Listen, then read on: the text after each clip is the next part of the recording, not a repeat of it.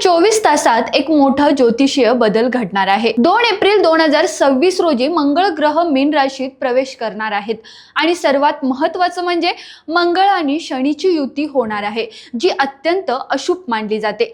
ज्योतिषांनुसार 2 ते 14 एप्रिल हा काळ काही राशींसाठी अग्नी परीक्षेसारखा ठरू शकतो। विशेषतः या 4 राशींनी सावध राहा। त्यामध्ये मेष राशीवाल्यांनी रागावर नियंत्रण ठेवणं गरजेचं आहे आणि आक्रमकता नुकसान सुद्धा होऊ शकतं। तसेच वृषभ राशीवाल्यांनी खर्चावर नियंत्रण ठेवणं गरजेचं आहे आणि आर्थिक ताण वाढू शकतं। कन्या राशीवाल्यांनी बोलताना काळजी घेतली पाहिजे आणि वाद वाढू शकतात याची सुद्धा काळजी घेणं गरजेचं आहे। त्यासोबतच मीन राशीवाल्यांनी नातेसंबंध आणि कामात तणाव तसेच संयम अत्यंत गरजेचा आहे। यामध्ये 3 महत्त्वाचे मुद्दे टाळणे गरजेचे आहे, ते म्हणजे मोठे निर्णय, गुंतवणूक, वादविवाद। यासाठी तुम्ही उपाय काय कराल तर शांत राहा, आरोग्याची काळजी घ्या, ध्यान, योग करा। लक्षात ठेवा, हा काळ कायमचा नाही, पण सावध राहणं खूप महत्त्वाचं आहे।